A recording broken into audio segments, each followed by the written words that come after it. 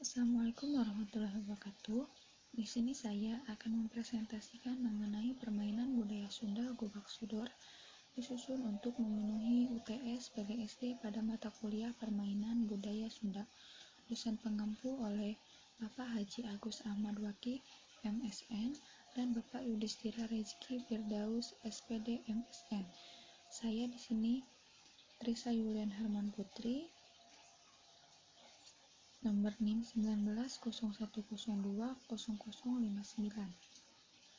Gobak Sodor, permainan budaya Sunda.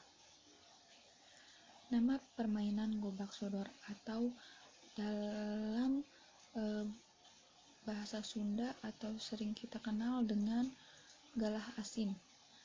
Perlengkapan yang harus disiapkan adalah kapur atau bambu atau alat untuk membuat garis dalam permainan.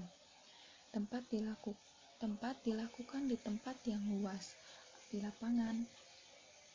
Saat pengaplikasian dilakukan di depan masjid. Tujuan permainan yaitu 1. Meningkatkan kekompakan, 2. Bermain untuk mendapat kesenangan, 3. Mengisi waktu luang.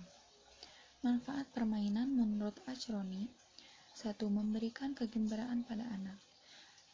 Memang pada dasarnya permainan itu untuk menciptakan kegembiraan atau kesenangan.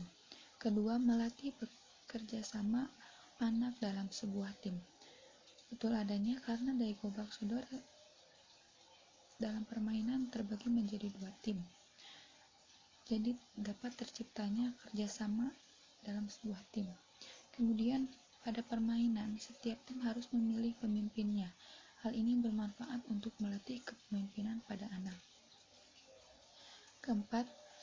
Mengasah kemampuan anak menyusun strategi untuk memenangkan permainan. 5. Pada permainan Gobak Sodor, anggota tim yang kalah harus menerima konsekuensinya, berupa menggendong anggota tim yang menang dengan jarak yang sudah ditentukan. Hal ini bermanfaat untuk berlatih tanggung jawab dan membangun sportivitas anak. Nah, untuk konsekuensi dalam permainan Gobak Sodor itu kondisional, dapat diadakan atau tidak diadakan, hanya untuk melatih membangun tanggung jawab dan sportivitas anak. Yang keenam, melatih semangat juang anak untuk meraih kemenangan dalam permainan, semangat pantang menyerah. Kemudian, cara bermain. Permainan Gobak Sodor ini dimainkan secara grup atau tim dan melibatkan 2 tim, di mana 2 tim tersebut itu ada tim penyerang dan tim menjaga. Tiap tim itu terdiri 3 hingga 5 orang, sesuai dengan keseluruhan total pemain. Biasanya ini dimainkan dengan menggunakan lapangan segi 4 yang dibagi menjadi 6 bagian. Namun bila tidak ada pemain dapat menggambarkan sebuah lapangan. Jadi ke-6 bagiannya dari segi 4 itu bisa disesuaikan dengan jumlah pemain. Seperti denah berikut. Nah, untuk grup jaga itu yang berwarna putih, untuk grup serang itu yang berwarna hitam. Sudah jelaskan tadi bahwa tim dibagi menjadi 2, tim jaga dan tim serang. Nah, untuk tim yang vertikal yang berada di tengah-tengah itu tim jaga itu mempunyai kekuasaan atau daerah kekuasaan itu dari depan sampai belakang di daerah vertikal saja. Sedangkan yang horizontal, yang ini itu yang ini, dan yang ini itu hanya bisa menjaga di arah horizontalnya saja, ke kiri dan ke kanan, tidak seluas seperti yang dijaga oleh vertikal ini. Nah, sedangkan tugas grup serang itu mereka harus bisa menuju dari sini menuju ke finish. Kemudian deskripsi umur latar belakang. Nama Gobak Sodor berasal dari kata gobak dan sodor. Kata gobak artinya bergerak dengan bebas, sedangkan sodor artinya tombak. Dahulu para prajurit mempunyai permainan yang bernama sodoran sebagai latihan keterampilan dalam berperang. Sodor ialah tombak dengan panjang kira-kira 2 meter tanpa mata tombak yang tajam pada ujungnya. Jadi, dapat diartikan gobak sodor sebagai permainan yang bebas maju mundur melalui pintu yang mempunyai ukuran 2 meter. Kemudian, deskripsi khusus atau langkah-langkah. Yang pertama, untuk memainkan permainan gobak sodor, ada tahap persiapan, di mana pengumpulan pemain, kedua, pembagian tim, biasanya dengan home pimpah dilakukannya di daerah-daerah atau di lingkungan anak-anak. Kemudian pembagian tim disesuaikan dengan jumlah pemain. Misalnya, jika terdapat anggota 10, pemain 10 berarti setiap timnya terdapat 5 anggota. Kemudian dibagi menjadi 2 tim jaga dan tim serang. Untuk tim jaga dan tim serang biasanya ditentukan oleh ketua timnya. Kemudian setelah ada persiapan, kedua ada aturan permainan. Sebelum memulai permainan, anggota pemain harus mengetahui apa saja aturan dalam permainan. Yang pertama, ada masing-masing pemain dari tim jaga harus bergerak di sepanjang garis melintang yang telah ditentukan. Jadi, sudah dijelaskan tadi pada Dena, pada masing-masing pemain tim jaga harus mengetahui garis-garis yang mereka tempati. Kemudian yang kedua, yang boleh melalui garis sodor hanyalah penjaga garis melintang pertama yang juga sebagai sodor. Nah, untuk ini, pemain garis sodor itu garis yang paling depan, yang bagian horizontal paling depan, disebut dengan garis sodor.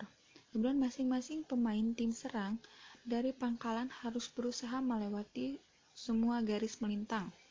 Ya, dari awal ini maksudnya tim serang harus bisa menuju garis finish. Kemudian, bila pemain tim jaga bisa menyentuh salah satu tim serang, maka tim jaga menang. Lalu tim jaga berganti menjadi tim serang, begitu seterusnya. Kemudian, jika satu petak terisi 2 atau lebih pemain, maka tim serang kalah dan bergantian jaga di tim jaga. Jika salah satu pemain saja bisa kembali lagi ke pangkalan tanpa tersentuh tim jaga, maka tim jaga serang menang. Kemudian jalannya permainan. Permainan dibagi menjadi 2 tim, yaitu tim jaga dan tim serang. Masing-masing tim memilih salah satu anggota untuk menjadi ketua yang bertugas sebagai sodor. Nah, ketua biasanya menempatkan anggotanya untuk di posisi yang diinginkan, seperti halnya yang terlihat di gambar. Kita misalkan anak yang berbaju merah yang dilambangi dengan huruf A itu ketua atau pemimpin dari tim jaga. Dia menyesuaikan, dia menempatkan teman B, C, D itu sesuai di tempatnya. Kemudian untuk tim serang yang berlambangkan angka 1, 2, 3 itu, sebelum mereka memulai menyerang, mereka melakukan perbincangan mengenai strategi yang akan mereka lakukan. Nah, untuk tim serang harus yang angka atau tim serang itu harus bisa menuju ke ujung. Di sini ya, ini awalnya. Harus bisa ujung, sedangkan tim jaga harus menghadang tim serang, jangan sampai mereka menuju tempat finish, seperti itu. Kemudian nilai edukasi yang dapat dalam permainan gobak sodor atau galah asin. Yang satu, jiwa kebersamaan. Tentu saja, karena di sini sudah dijelaskan adanya tim, yang berarti mereka akan mendapatkan jiwa kebersamaan di sana. Yang kedua, belajar kompak dan bekerja sama. Ketiga, tidak putus asa dan harus tetap berusaha. Kemudian, nilai edukasi lainnya itu dari segi fisik. 1. Melatih kelincahan gerak tubuh, melatih kecepatan, mengasah kemampuan dalam mencari strategi yang tepat, mengembangkan keterampilan gerak dasar, berlari dan rekreasi, Kelima, melatih kerjasama dalam sebuah tim. Keenam, meningkatkan kekuatan dan ketangkasan. Ketujuh, menanamkan sportivitas serta kesadaran hidup sehat. Kemudian nilai edukasi lainnya dari segi mental nih. Yang pertama, permainan gobak sodor mampu melatih kepemimpinan, di mana dari setiap tim memiliki pemimpin ya atau ketuanya dan bisa melatih kepemimpinan. Kedua, mengasah kemampuan otak. Di sini dapat dilihat dari strategi yang disiapkan dari tim jaga ataupun tim serang. Ketiga, mengembangkan sikap sosial yang dimiliki anak untuk menyelamatkan temannya dari garis lawan. Tentu saja itu. Keempat, dapat melatih kecermatan anak dalam menyelesaikan suatu masalah. Kelima, melatih sikap lapang dada, kesempatan dalam menerima kemenangan dan kekalahan dengan sikap lapang dada. Jadi dalam permainan ini pun apabila menang, apabila kalah, mereka dilatih secara tidak langsung memiliki sikap lapang dada. Kemudian yang terakhir, kesempatan untuk bergaul dengan teman-teman. Nah, dengan permainan ini pun mereka tentunya bisa bersosialisasi dengan teman-teman lainnya atau bergaul.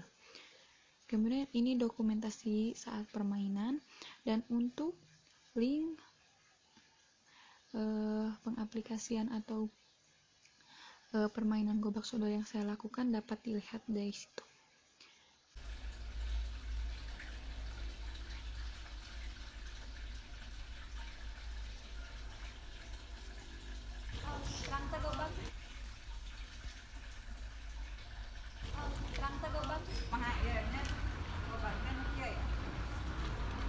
Permainan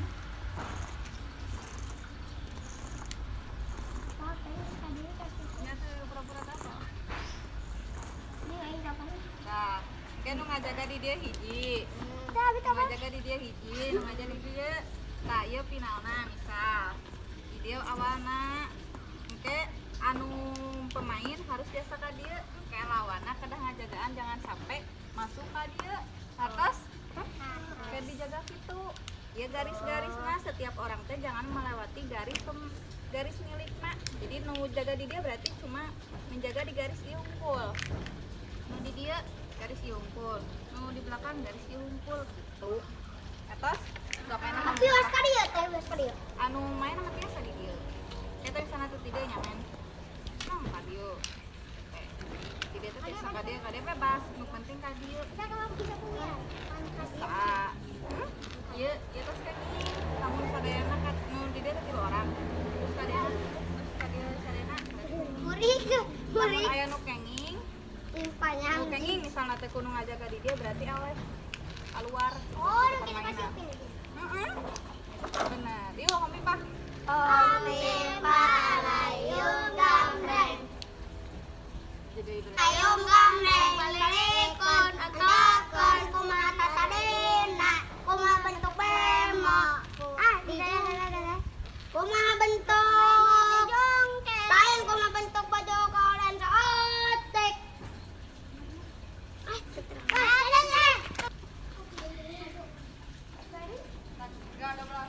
satu dua tiga awas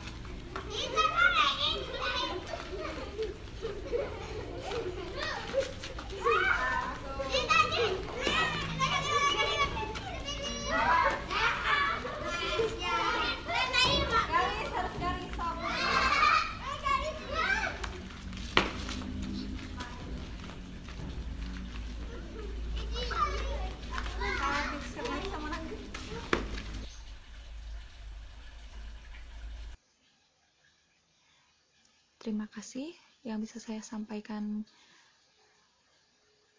segitu. Mohon maaf bila ada salah-salah kata. Wassalamualaikum warahmatullahi wabarakatuh. Berikut daftar pustaka sumber-sumber yang sudah saya gunakan. Berikut dari materi ataupun foto-foto.